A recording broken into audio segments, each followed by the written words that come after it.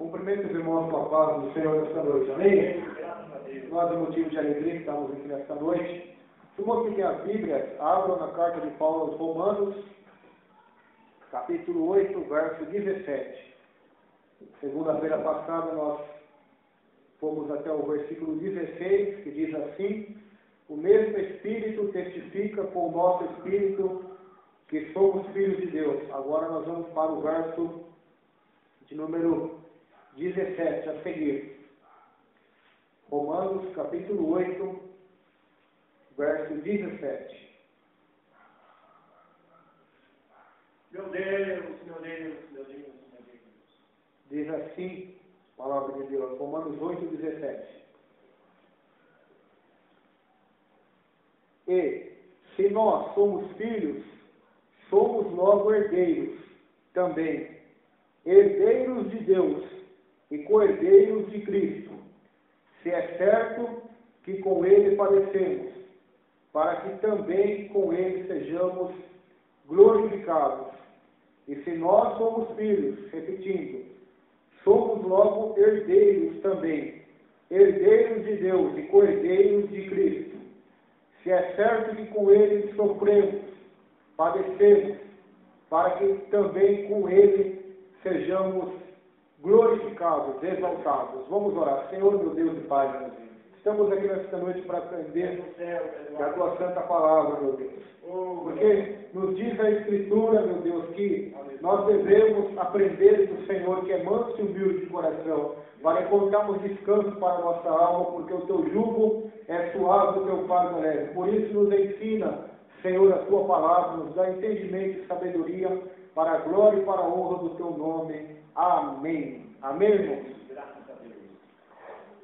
Essa passagem que nós acabamos de ler nos fala sobre algumas bênçãos de Deus para nós. A primeira é que somos filhos, filhos de Deus. Há uma grande diferença entre filho e bastardo. Há uma grande diferença.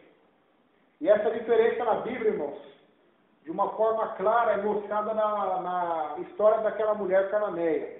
Não sei se os irmãos já ouviram uma pregação sobre ela. A Bíblia diz que ela foi até Jesus e pediu uma bênção, um milagre para a filha dela, que estava doente.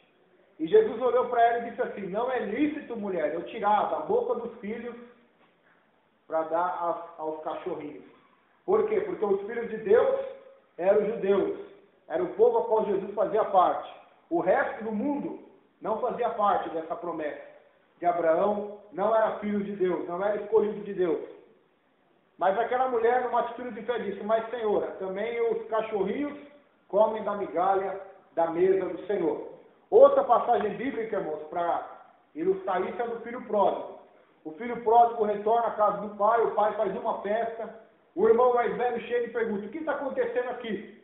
Então, os empregados dizem: olha, seu irmão voltou e seu pai está alegre e mandou fazer uma festa. Então aquele filho mais velho não quer participar da festa, o pai chega até ele, conversa com ele e diz: mas por que, meu filho, você não quer ir lá se alegrar junto conosco? Então o filho diz: mas eu te sirvo fielmente toda a minha vida e tu nunca me deste nem um pão, nunca me deste um cabrito para me matar e fazer uma festa com meus amigos. Então o pai olha para ele e diz: meu filho, tudo que é meu é teu. Ou seja, era um filho.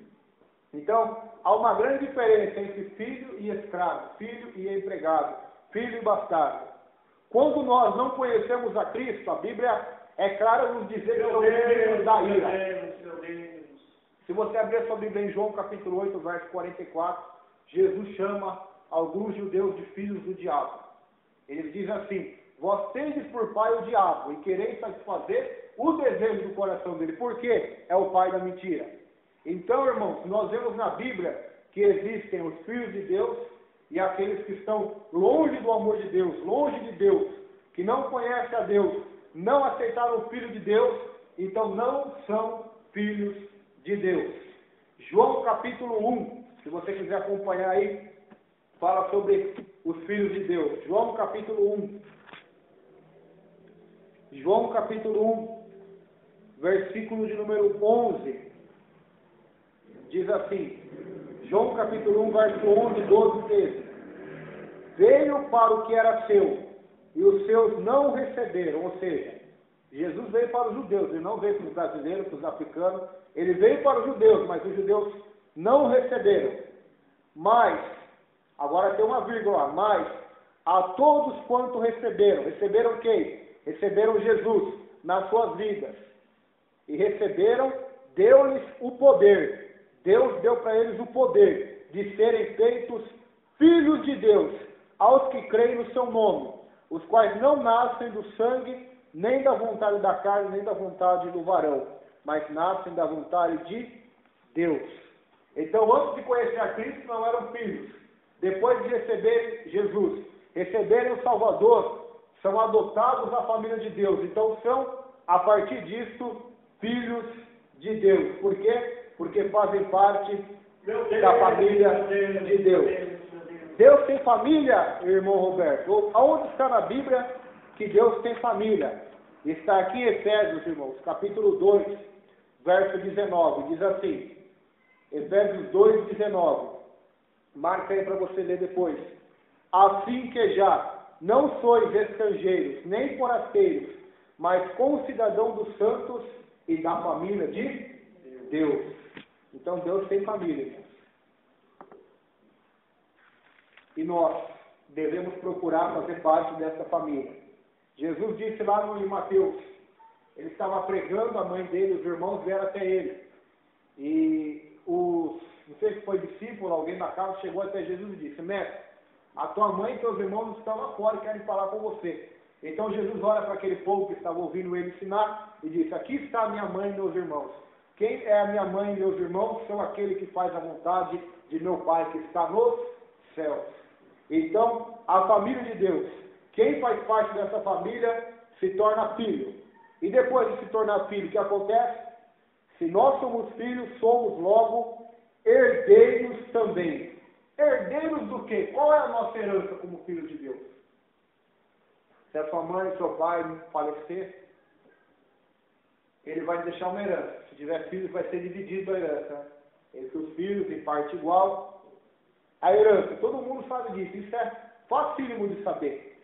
Mas a Bíblia diz, herdeiros também, herdeiros de Deus e co-herdeiros de Cristo. Nós somos herdeiros de quem? A Bíblia diz, herdeiros de Deus, co-herdeiros com Cristo. Agora a pergunta aqui é, o que é de Deus, irmão? Abre aí Salmo 24 e você vai ver o que é de Deus.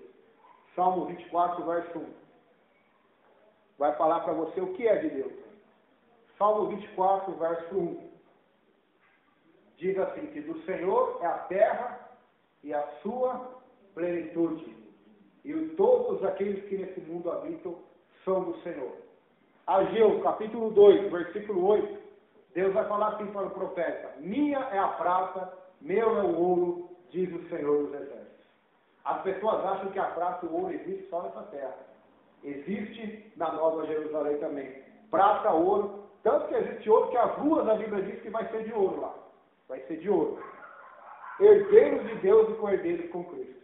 Se você for herdeiro do Silvio Santos, do Bill Gates, ou daqueles sheiks árabes que são ricos, com certeza eles vão morrer e vão deixar uma grande herança, uma grande riqueza para seus filhos.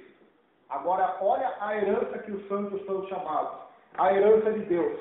É uma casa nos céus, onde a rua dela vai ser de ouro. Bill Gates não tem uma casa com a rua de ouro. A rua é a parte de fora, não é a parte de dentro. A rua é de ouro. Silvio Santos também não tem. Nem sequer piso de casa com piso de ouro eles têm. Quanto mais uma rua de ouro. Mas lá no céu, o mais pobre dos pobres dessa terra vai habitar e vai andar sobre ruas de ouro. Por quê? Porque são herdeiros daquele que é dono de todas as coisas, daquele que é rico, daquele que é o dono do ouro, o dono da prata, o dono da sabedoria, daquele que é Senhor de todas as coisas, é Deus absoluto, é Deus todo-poderoso. A Bíblia diz que aqueles que são filhos se tornam também herdeiros de Deus e co-herdeiros com Cristo, ou seja, as mesmas bênçãos que o Pai depositou em Cristo, no céu estaremos sendo junto com Cristo, co-herdeiros dessa herança, dessas bênçãos, dessas maravilhas. Do Senhor é todas as coisas, irmãos. Por isso, muitas pessoas, quando desviam do caminho de Deus, desviam da palavra de Deus, não conhecendo ainda quem é Deus. Porque se conhecesse quem é Deus, a grandeza de Deus, da misericórdia de Deus, da riqueza de Deus, então não desviariam dessa graça, desse amor, desse evangelho. Por quê? Porque Cristo, que era rico, se fez pobre para nos tornar ricos na sua presença. Paulo vai dizer isso. Ele que era rico, desceu à terra, se fez pobre para nos fazer ricos. Ricos como? Em que sentido? Ricos materialmente nessa terra? Não. Ricos espiritualmente, com Ele providenciando todas as coisas para a nossa vida aqui na terra, e depois dessa terra, tornaremos, então, tomaremos posse da nossa herança verdadeira. Porque a tua herança verdadeira não é aqui na terra. É isso que Paulo está dizendo. A tua herança vai vir de Deus. A tua recompensa vai vir de Deus. A Bíblia diz que eis que Ele vem e dará recompensa. E dará a cada um segundo as suas obras. Hebreus 11 diz que Deus recompensa aqueles que o buscam. E que o nosso trabalho não é em vão. Então, essa é a herança. Outra coisa, herança de pai, vai embora. Herança de tio, de avô, de avó, de mãe, vai embora. De esposo, de esposa, vai embora. E a herança de Deus, ela é eterna ou ela vai embora? Essa herança é eterna, irmãos, a qual a Bíblia está dizendo aqui.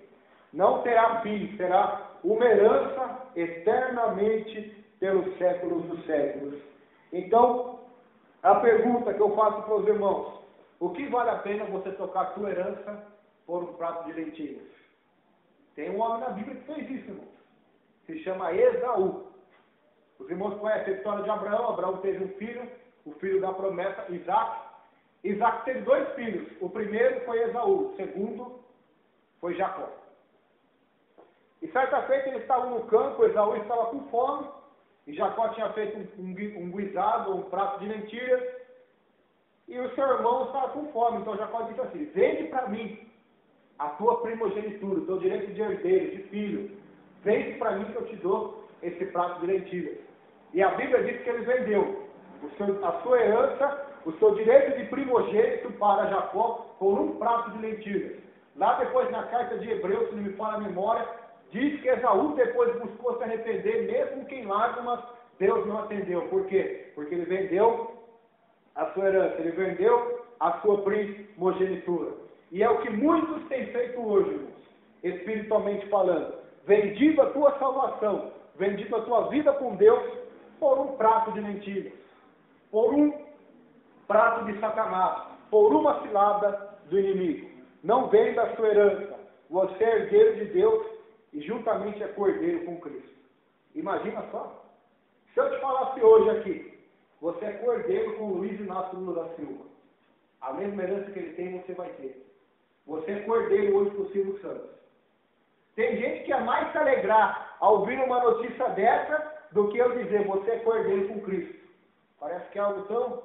Imagina, irmãos. Agora vai cair sua ficha. Você é cordeiro com o Rei dos Reis e Senhor dos Senhores. Com aquele que é o mais importante, o homem mais importante que pisou nessa terra, desde que ela foi criada até o fim dos séculos. Você vai ser cordeiro juntamente com ele. Aquele que é adorado pelos anjos, aquele que é Deus, que ressuscitou mortos, que fez maravilhas, você vai tomar parte da herança dele. Meu Deus, olha só, que maravilha. Os discípulos, Jesus disse assim para eles que eles teriam 12 tronos para julgar as tribos de Israel. Ou seja, eles iam ser cordeiros com Cristo no julgamento das nações. E tantas outras promessas, irmãos. Efésios, 3º capítulo, verso 6. Depois nós vamos fazer um estudo sobre Efésios também, que é um livro muito poderoso. Carta de Paulo aos Efésios, 3º capítulo, verso 6. Vai falar de herança também.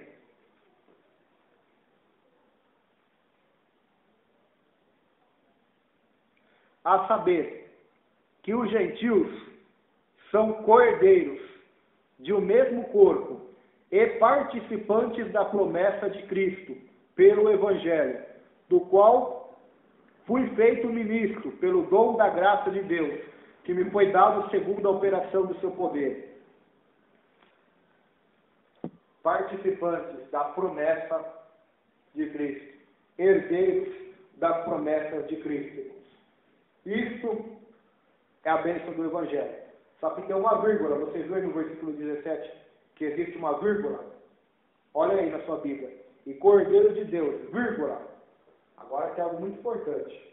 Se você for uma aula de português, irmãos, a Bíblia você tem que procurar lê-la, não somente de uma forma espiritual, mas estudá-la como uma história. E se você vai na escola, você vai aprender que quando tem vírgulas, é sinal que não acabou a frase, não acabou a afirmação, que existem mais detalhes que não podem ser passados desapercebidos. E essa vírgula, depois dela, diz assim: se é certo, olha, somos herdeiros com Cristo. Depois vai falar: se é certo que com Ele padecemos. Vírgula de novo. Para que também com Ele sejamos glorificados. Os irmãos lembram de segunda-feira passada? Nenhuma condenação há para aquele que está em Cristo Jesus. Vírgula, que não anda segundo a carne, mas segundo o Espírito. Você é herdeiro de Deus, cordeiro com Cristo, vírgula. Qual é a sua atitude quanto a isso? Se você com Ele nessa terra padece e sofre. Mas, irmão, eu não quero vir na igreja para ouvir isso, que eu vou ter que sofrer. A minha vida já é sofrida, eu já sofro bastante em casa, no trabalho, com a minha família. Agora você vem me dizer que eu vou sofrer com Cristo? Vai sofrer com Cristo. É a Bíblia, irmão, que diz, olha lá. Se é certo que com Ele padecemos, como o pastor Josué louvou indo aqui, eu levarei a minha cruz. Sim, eu amo a mensagem da cruz. Até morrer eu a vou proclamar. Eu levarei a minha cruz, até por uma coroa trocar. Agora eu vou te mostrar na Bíblia que este hino que o pastor cantou é bíblico e que este versículo e que esta afirmação não pode ser levada de qualquer maneira. Olha lá. Filipenses capítulo 1. Filipenses capítulo 1. Diz assim a palavra de Deus. Filipenses capítulo 1, verso 29, verso 30.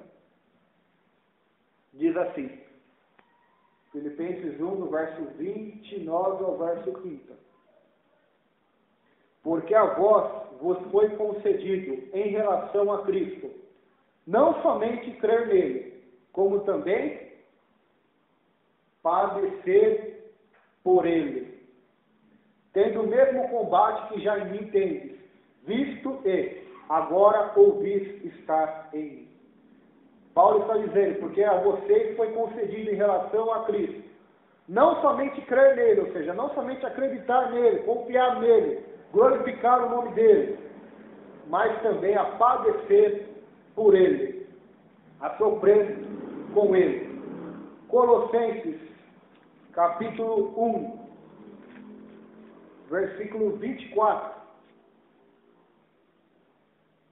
Paulo vai dizer a esta igreja de Colossos algo muito forte. Colossenses 1, 24. Diz assim: regozijo-me agora. Regozijar-se é se alegrar. É tipo uma palavra festejar. Regozijo-me agora no que padeço por vós, no que sofro por vós, e na minha carne cumpro o resto das aflições de Cristo, pelo seu corpo que é a igreja. Esse contexto é muito forte, irmãos. Ele estava preso por causa da palavra de Deus, consequentemente por causa da igreja, porque ele pregava para que a igreja fosse formada. Então, ele estava sofrendo na sua carne pelo corpo de Cristo, e isso para ele não era motivo de tristeza, mas era de alegria. Ele sofria, ele era apunhalado, ele estava preso, ele estava algemado muitas das vezes, apanhava, era humilhado, mas ele se alegrava. Lembra da bem-aventurança de Jesus em Mateus capítulo 5? O que ele diz? Bem-aventurados sois vós, quando vos perseguirem, vos injuriarem e disserem todo o mal contra vós por minha causa. Nesse dia, o que nós devemos fazer? Se alegrar, regozijar, porque grande é o galardão nos céus, grande é a glória, a herança nos céus, porque assim os pais perseguiram os verdadeiros profetas. É a palavra de Deus, irmãos. É a Bíblia. Essa eu não vou nem abrir. 2 Timóteo 3, capítulo, verso 12 diz: se com ele sofremos, também com ele reinaremos. Então, padecermos o sofrimento não é uma causa de desânimo para nós, mas o sofrimento, a tribulação para nós é bênção, produz paciência, produz experiência, produz esperança, produz amor de Deus, experiência com Deus, vida transformada com Deus, produz para nós um peso eterno de glória. As tribulações e as aflições nos purificam para que possamos cada vez mais conhecer o Senhor. Por isso Jesus disse em João: no mundo tereis aflições, mas tenha bom ânimo, porque eu venci o mundo. Se é certo que com ele padecemos, sofremos, para que também com ele sejamos glorificados. Quem vai ser glorificado no céu? Somente Deus? O homem será também glorificado no céu. Não com a mesma glória que a de Deus, mas ele será glorificado com um novo corpo. Ou seja, este corpo de pecado que teve, este corpo que sente dor, que sente tentações, ele vai ser transformado e glorificado num corpo de glória. Então seremos também glorificados juntamente com Deus e com Cristo, e teremos lá um novo nome, uma casa, uma mansão, teremos lá uma nova vida, irmãos. Essa é a bênção do Evangelho, essa é a bênção do Senhor. No céu haverá tesouros. Por isso Jesus disse: olha, não ajunte tesouros na terra, ajunte tesouros no céu. Será que ele disse isso para impressionar o povo somente?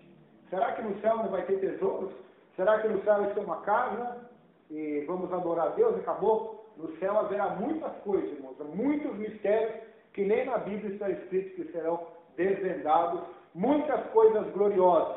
Como disse Paulo, aquilo que o olho não viu, aquilo que o ouvido não ouviu, aquilo que não chegou no coração do homem, é o que Deus preparou para aqueles que o amam, e Deus vai nos revelar naquele dia pelo seu poder. Versículo 18. Esse versículo 18 é maravilhoso, irmãos.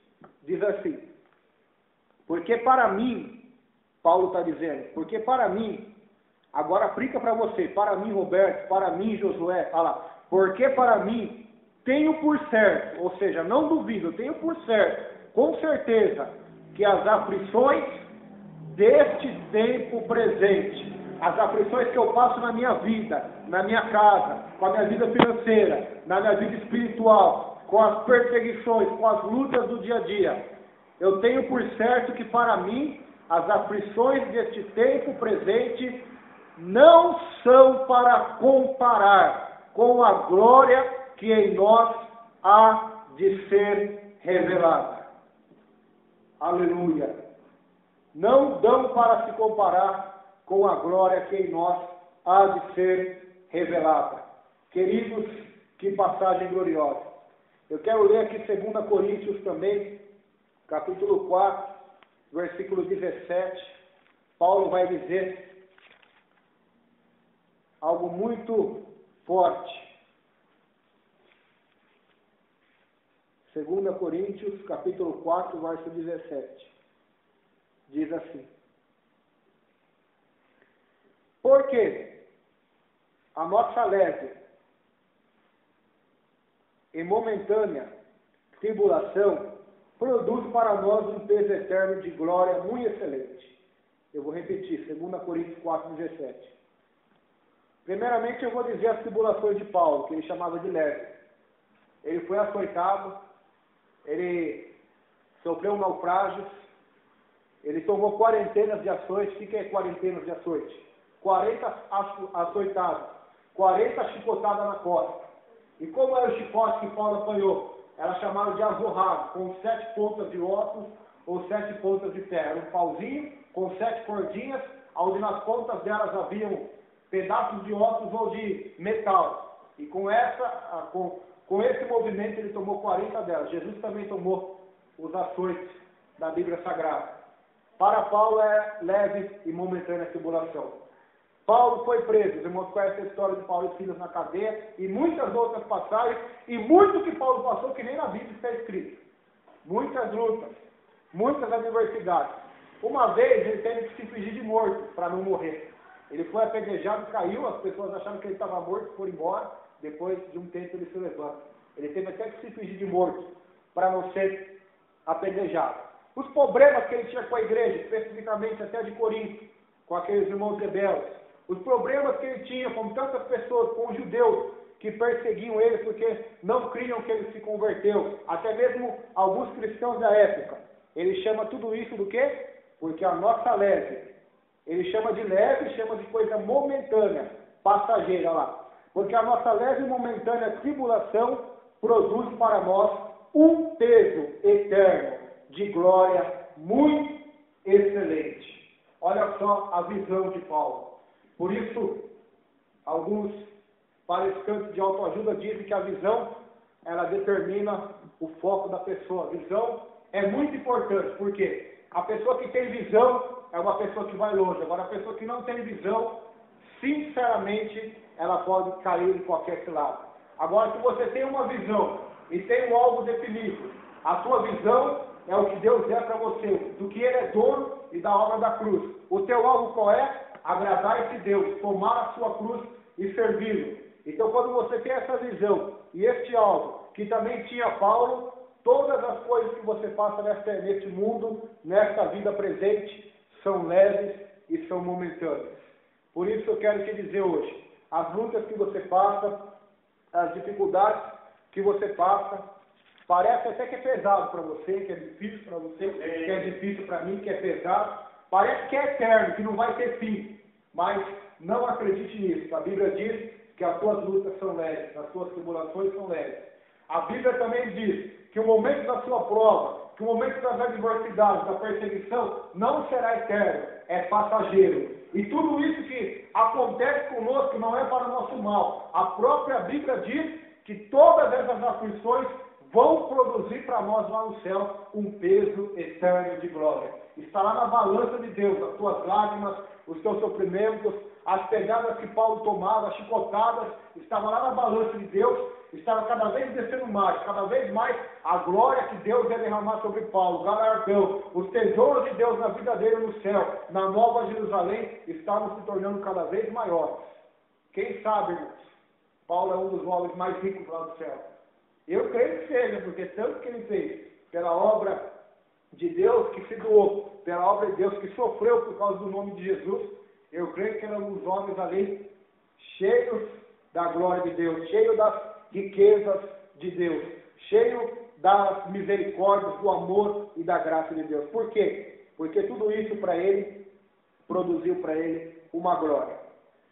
Outra coisa, voltando em Romanos 8, 18, diz assim, que as nossas aflições deste tempo presente não dão para se comparar com a glória que em nós há de ser revelada. Compare aí a sua vida, o que você passa hoje. Se pode se comparar com o Apocalipse capítulo 21 e 22. Se você quiser ler na sua casa, leia. Apocalipse 21 e 22. Fala como será no céu.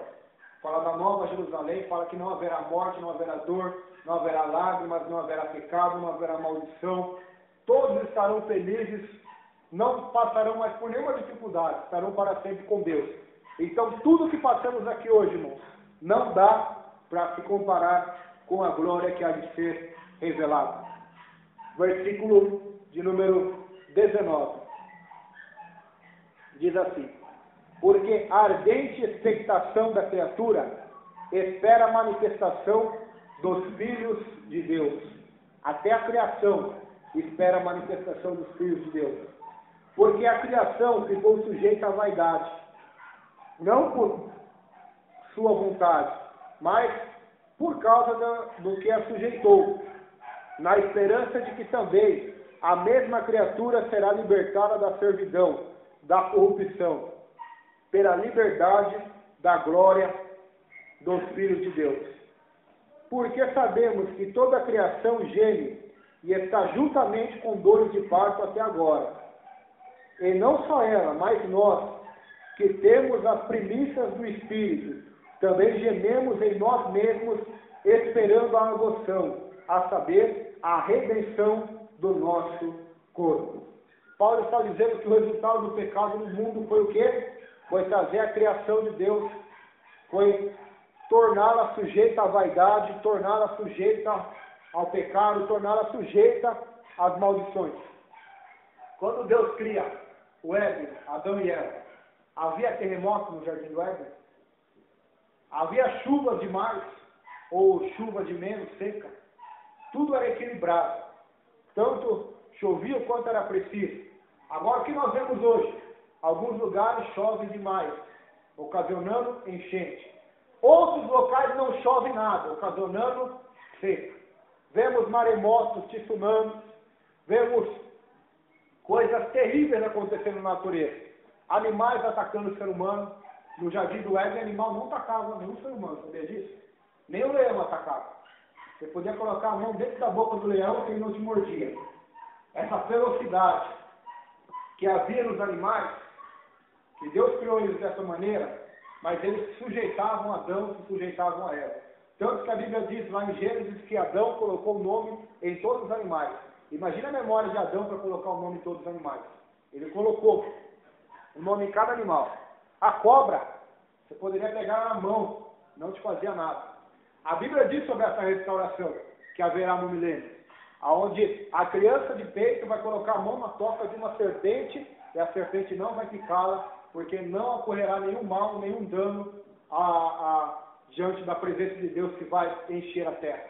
Então a criação hoje ela sofre, ela geme por causa do pecado, por causa da maldição que entrou no mundo. O que Deus disse para Adão? Maldito é a terra por tua causa. Então não foi somente ele amaldiçoado, toda a terra foi amaldiçoada por causa do pecado de Adão e de Eva. Toda a terra sofreu, mas Deus ainda continua no controle. Quer ver como Deus controla os animais? A arca de Noé, já preguei aqui sobre a arca de Noé. Todos os animais vieram em pares e foram na arca. Ali havia leão, tigre, elefante e girafa. Eles não brigaram entre eles, nenhum mordeu o outro, provando que Deus controla todas as coisas e rege o universo. Outra passagem é Jonas. Deus deu ordem ao grande peixe, a baleia, que diz no Evangelho que era uma baleia, engole o profeta, depois Deus dá ordem, ela vomita o profeta na praia.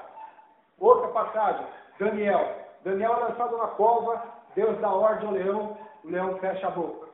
Depois Daniel sai da cova, os seus inimigos são lançados, Deus tira aquela proteção, os leões descaçaram todas aquelas pessoas que queriam o mal de Daniel. E tem muitas outras passagens, irmãos, mostrando o controle de Deus sobre os animais.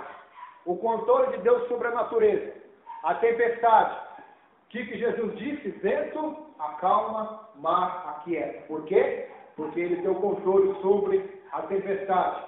Ele tem o controle sobre a química. Ele transformou água em vinho. Ele tem o controle sobre todas as coisas, irmãos. Ele tem o controle sobre a lei da física. A lei da física diz, se você entrar no mar, você vai afundar. Se você jogar um prego ali, um aço, ele vai afundar. Mas Jesus é acima da lei da física. A Bíblia diz que ele andou por cima das águas.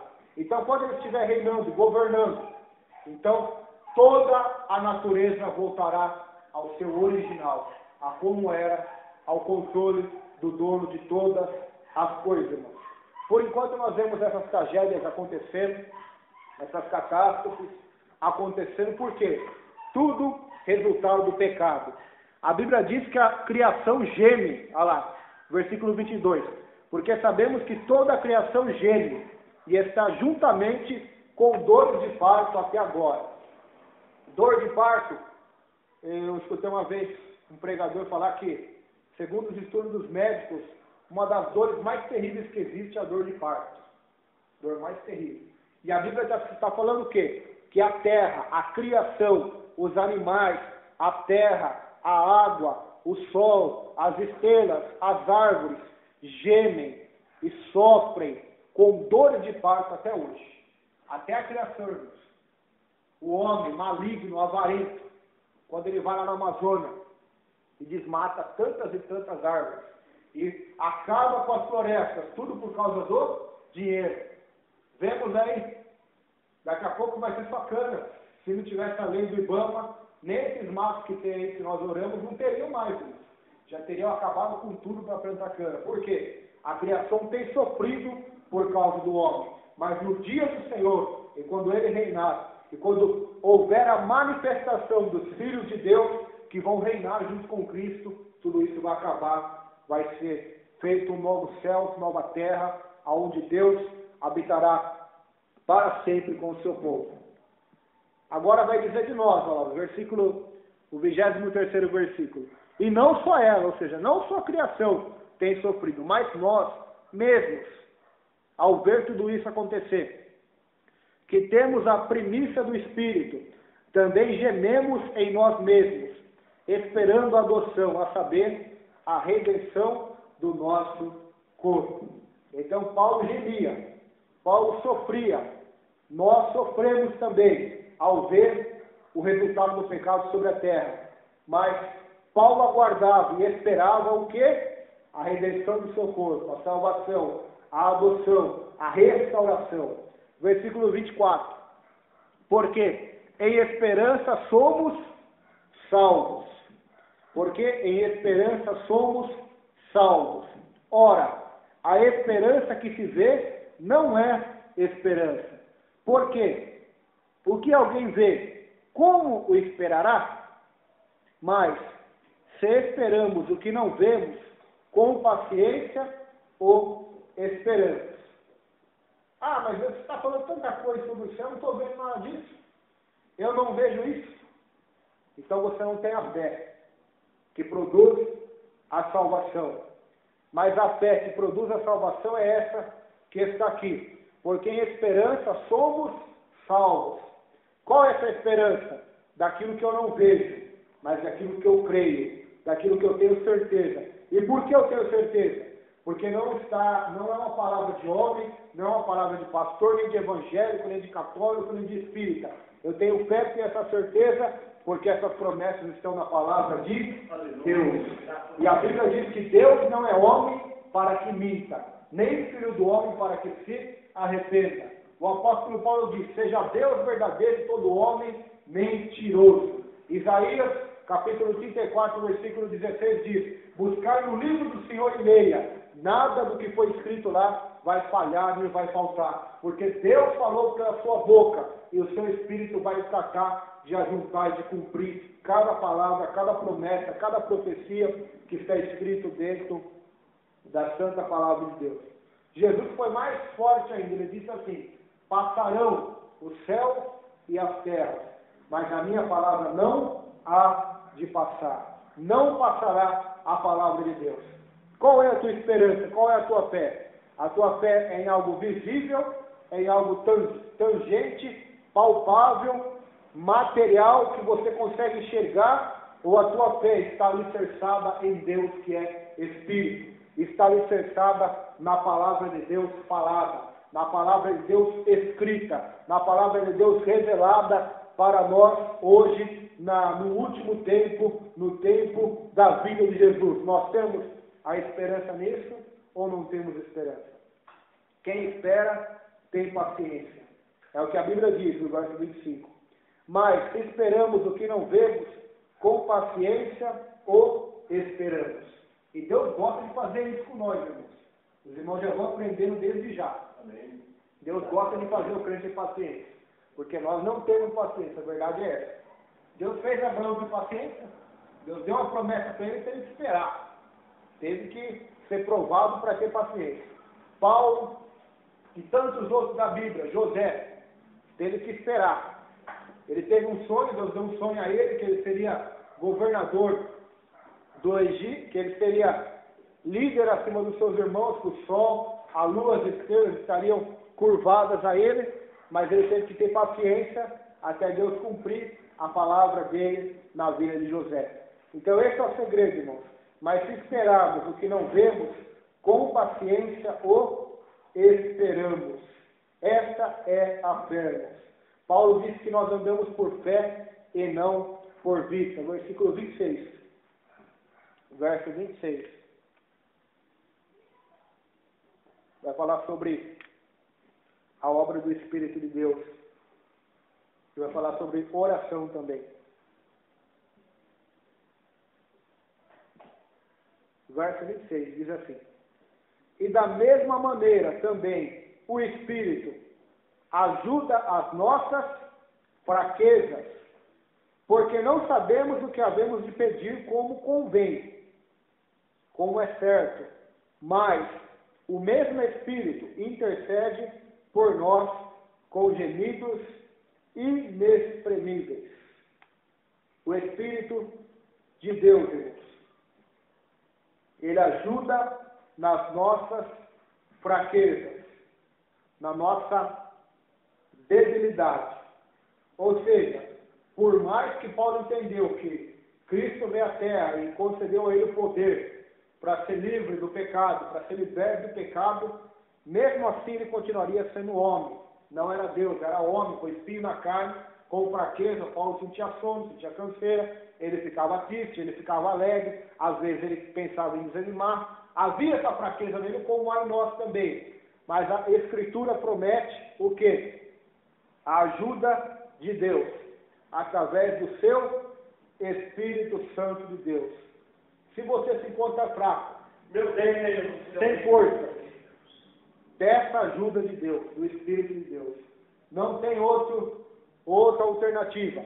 A Bíblia diz em Salmos que Deus é o nosso socorro, bem presente na hora da angústia. Lá em 1 Samuel diz, Ebenezer, até aqui nos ajudou o Senhor. Então o que nós precisamos, irmãos, é da ajuda do Espírito Santo. Então aqui eu descubro outro segredo de Paulo também. Por que Paulo foi bem sucedido? Porque ele tinha visão, sim. Porque ele tinha algo também. Mas principalmente porque ele tinha ajuda do Espírito Santo de Deus.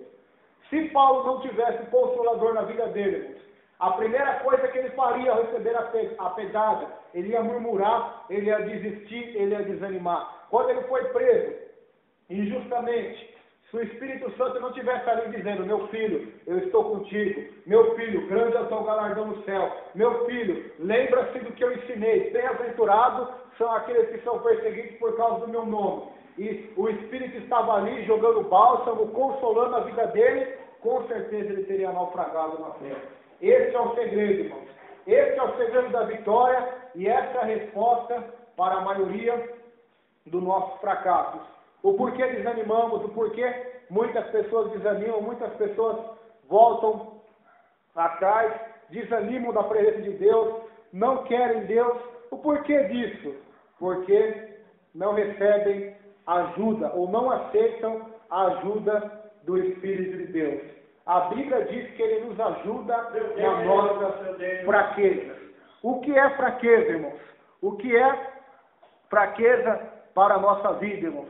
Fraquezas são falhas físicas, mentais ou morais. Isso é fraqueza. Todos nós temos fraqueza. Por isso a Bíblia diz, quando estou fraco, então é que estou forte. Por quê? Porque o poder de Deus, que é o Espírito de Deus na minha vida, me ajuda e me faz ser forte e vencer nas minhas fraquezas. Por isso Paulo diz, quando eu estou fraco, então estou forte. Por quê? Porque é lá na minha fraqueza. Quanto mais fraco eu estou, mais ainda a graça, mais ainda o Espírito está me ajudando nessa fraqueza para mim passar por cima dela, se sobressair, triunfar sobre ela e ser mais que vencedor por aquele que me amou. O Espírito nos ajuda nas nossas fraquezas. O que significa a palavra ajuda, irmãos? A palavra ajuda no grego significa ajuda mútua. É assistência entre duas pessoas que mutuamente se ajudam a carregar o mesmo peso ou carga. Ou seja, o Espírito Santo vai nos ajudar a carregar a carga, carregar o peso, nos ajuda para quê? Para que continuemos na caminhada com Deus. Ele vai nos ajudar, vai nos socorrer, vai nos fortalecer, nos renovar, para que não sucumbamos diante das lutas. Se eu não tivesse a ajuda do Espírito Santo, eu não estaria aqui pregando hoje. Se eu não tivesse a consolação do Espírito Santo, eu não estaria aqui hoje. Por isso que na bênção apostólica, a última frase é, a primeira é que o amor de Deus, que a graça de nosso Senhor e Salvador, Jesus Cristo, a terceira é que a consolação do Espírito Santo esteja com vós. Isso é Evangelho, João, capítulo 14, 15, 16 e 17. Jesus estava pronto para ir para a cruz. Os discípulos estavam chateados porque iam perder Jesus. E quem que quer perder alguém que está muito próximo, que ama? Eles não queriam, eles estavam tristes. O que Jesus disse para eles? Vocês não vão ficar só, eu vou para o Pai, mas eu vou enviar outro Consolador para que estejam com vocês.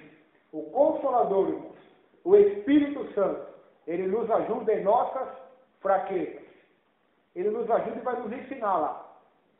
Porque não sabemos o que havemos de pedir, como convém. Não sabemos como pedir, mas o mesmo Espírito intercede por nós com gemidos inexprimíveis. Ou seja, mais algumas coisas Deus vai fazer por nós. Ele vai nos ensinar a orar.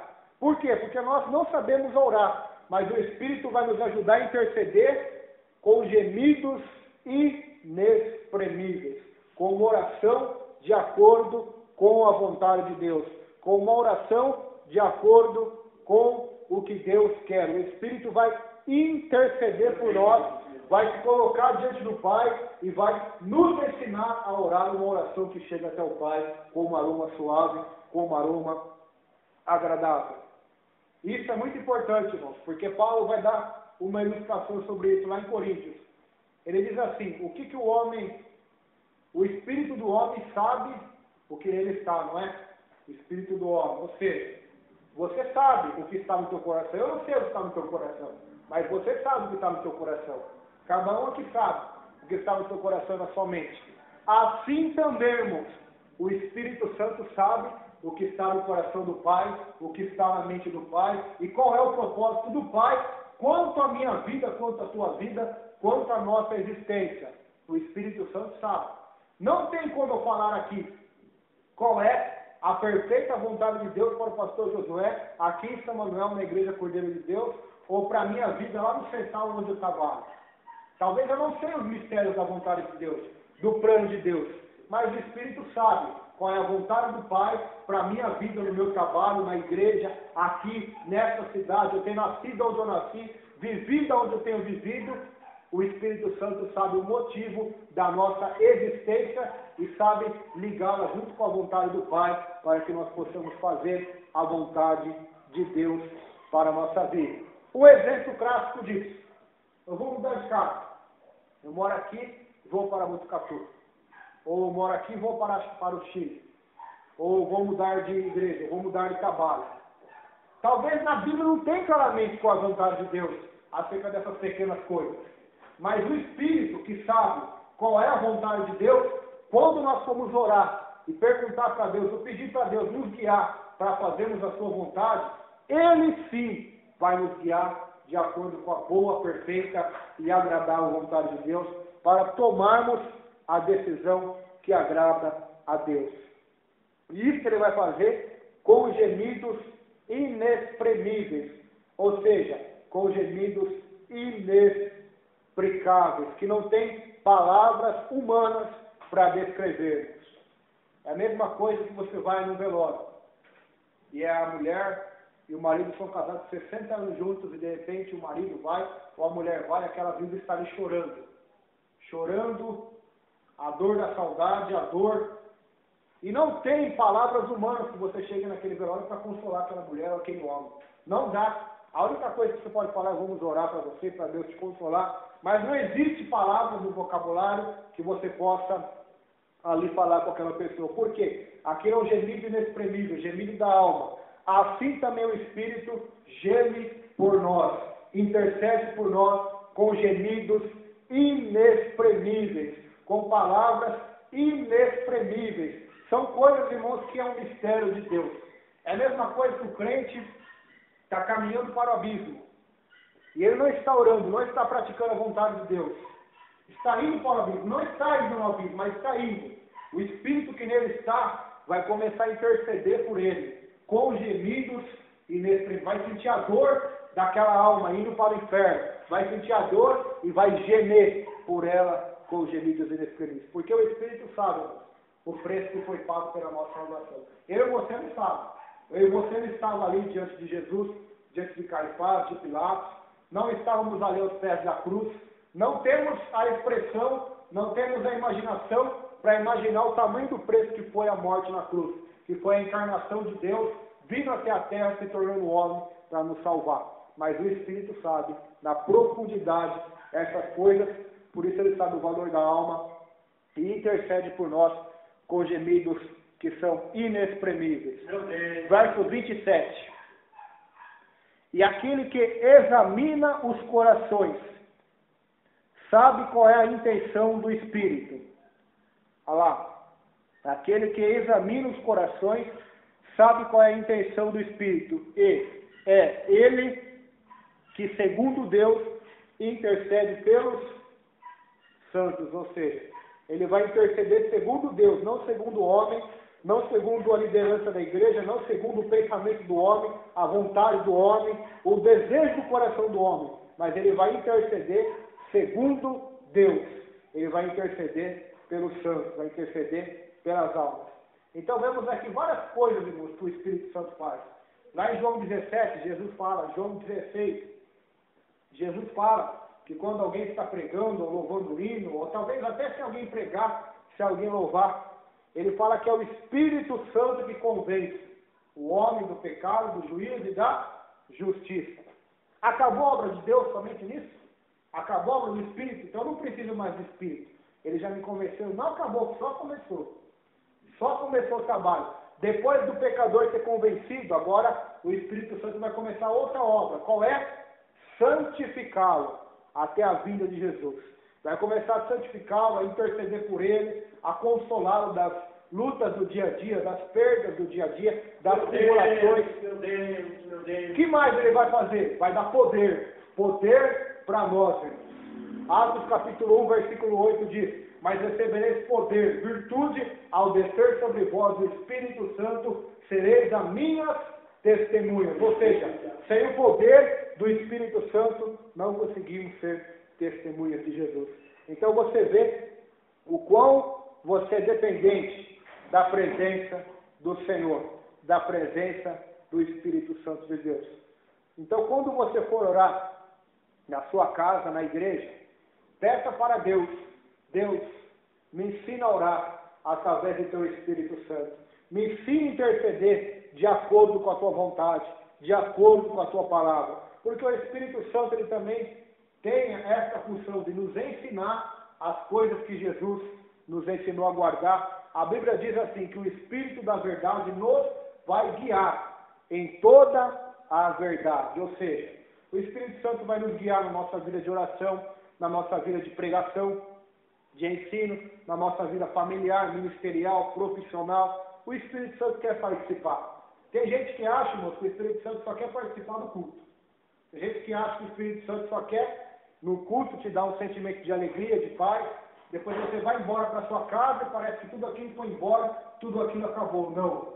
O Espírito Santo não nos foi dado como um visitante, mas como um habitante. Ou seja, ele quer ir com você para a tua casa, ele quer habitar contigo, ter comunhão contigo, ter relacionamento contigo. É o Espírito Santo de Deus. Meu Deus. Esta é a vontade de Deus. Ele quer ter um relacionamento conosco pelo seu Espírito Santo. Do contrário, irmãos, vamos fracassar diante das lutas e das adversidades. Porque se com Deus nos consolando, nos ajudando é difícil, imagine sem Deus nos consolando e nos ajudando. Qualquer espinho, qualquer pedra, qualquer prato de lentilha vai nos tirar do foco, vai nos tirar do alvo, que é a presença de Deus, que é a comunhão com Deus, que é fazer a vontade de Deus. Somos dependentes. Jesus foi dependente do Espírito Santo para nascer. O que o anjo Gabriel disse para Maria? Descerá sobre ti a sombra do Onipotente, a virtude do Espírito de Deus vai nascer. O Espírito Santo, irmãos, é tão presente na Bíblia que muitos não percebem. Quem que inspirou Davi a compor salmos e a dizer que quando Cristo viesse à terra, seriam os seus passados a mão e os pés dele, iam ser repartidos as vestes dele, iam tirar sorte da sua túnica. Quem que inspirou Davi a escrever isso? Foi o Espírito Santo de Deus. Ele inspirou Davi a escrever isso. Ele estava no nascimento de Jesus. Quando Jesus cresce, então é batizado, a Bíblia diz que o Espírito desce até ele e o reveste. Então a Bíblia diz em Lucas que Jesus saiu depois do deserto, da tentação do deserto, do jejum, ele saiu na virtude do Espírito Santo para fazer a obra de Deus. A primeira pregação de Jesus qual foi? Isaías 61, verso 1. O Espírito do Senhor está sobre mim. Ou seja, ele sabia, ele que era Deus, ele que era tudo poderoso, sabia da importância que tinha o Espírito Santo para a vida dele. Quanto mais nós, irmãos, falhos, débeis e pecadores. Os apóstolos, Atos capítulo 1, eles andaram 6 anos e 6 meses com Jesus. Eles pregavam? Não. O que eles faziam? Oravam. Eles não ousaram falar uma só palavra de Deus enquanto não foram cheios de Deus, cheios da presença de Deus. Então, em Atos capítulo 1, eles oram. Em Atos capítulo 2, Deus enche eles do Espírito Santo. Então, a partir do 3º capítulo, eles começam a executar o trabalho de Deus pelo Espírito de Deus. Por quê? Porque sem o Espírito Santo, a palavra deles seria ineficaz contra Satanás, contra as fortalezas malignas que estavam na mente do povo. Mas com o Espírito Santo na vida deles, as palavras que sairiam dos lábios deles sairiam com unção, sairiam com poder, ia quebrar a fortaleza de Satanás, a fortaleza do inimigo na mente das pessoas. Então muitos teriam a escama tirada e se converteriam a Deus. Por isso nós precisamos, irmãos, do Espírito de Deus. A Bíblia diz de um jovem chamado Saul. Samuel disse para ele: vai descer sobre você o Espírito Santo e você será transformado em um outro homem. Davi, quando o Espírito Santo se aposta dele, ele se transforma num guerreiro, ele se transforma num rei, ele é um novo homem. Por quê? Porque é isso que o Espírito de Deus faz, ele transforma-nos num novo homem. Por isso Jesus diz: aquele que não nascer da água e do Espírito não vai para o reino dos céus, não herdará o reino dos céus. Então, a obra do Espírito Santo é importantíssima, irmãos, para a nossa vida. Segunda-feira que vem vamos continuar a partir do verso de número 28 até o versículo 39, que vai ser a última parte deste capítulo 8, que eu quis fazer mais pausadamente, para que os irmãos pudessem ver o quão gloriosa é a palavra de Deus para a nossa vida. Vamos orar, se coloque em pé, irmãos. Vamos orar nesta noite, que você possa pedir ajuda do Espírito Santo para a tua vida. Oh, glória! Ele é o teu melhor amigo. Meu Deus! Ele é aquele que você pode confessar todos os teus pecados, que não vai lançar na tua cara. Ele é aquele que quer te fortalecer. Ele é aquele que quer te fazer bem-sucedido em tudo que você fizer. O Espírito Santo ajuda até no trabalho. Sabia disso, pastor José? Estou lembrando aqui agora. Daniel, José, os próprios patrões deles viam que neles havia o quê? Um Espírito excelente. Eles não sabiam o que era o Espírito Santo. Eles falavam o Espírito excelente. Os reis falavam: o Espírito dos deuses está nesses homens. Olha o que eles fazem. Quando eles botam a mão, prospera, Deus abençoa, a coisa dá certo. Tem um problema ali naquele lugar. Meus empregados não conseguiram resolver, mas aquele José foi lá, resolveu, soube fazer a tarefa. Olha lá Daniel, onde aquele jovem coloca a mão, Deus abençoa. Então até nisso o Espírito Santo ajuda. No nosso trabalho, na nossa oração, na nossa adoração, adorando a Deus em espírito e verdade, na nossa vida com Deus. Lembrando-nos de segunda-feira passada, que aqueles que estão na carne não podem agradar a Deus. Então é só no Espírito, irmãos, no Espírito de Deus, que eu e você que estamos aqui hoje podemos agradar a Deus. Não é por força nem por violência, mas é pelo meu Espírito, diz o Senhor dos Exércitos. Senhor, meu Deus e Pai, estamos aqui nesta noite, Senhor. Sem falar do Espírito Santo nos anima, meu Deus, nos encoraja, nos fortalece, meu Deus. Porque eu sei que o Teu Espírito Santo está aqui nesta noite. Ele está dentro de mim, meu Deus. Ele está dentro desses irmãos que estão aqui, Pai. Ele está dentro de nossa vida. Ele está dentro da nossa mente, do nosso coração, habitando em nosso corpo. Pois a Bíblia diz que nós somos a igreja de Deus vivo. Somos o templo do Espírito Santo. Nós somos a morada de Deus no Espírito, como disse o apóstolo Paulo. Sei que o Espírito Santo está em cada vida aqui, Pai. Sei que muitos têm magoado, sei que muitos têm o entristecido, sei que muitos têm causado ciúme no Espírito Santo, Pai. Mas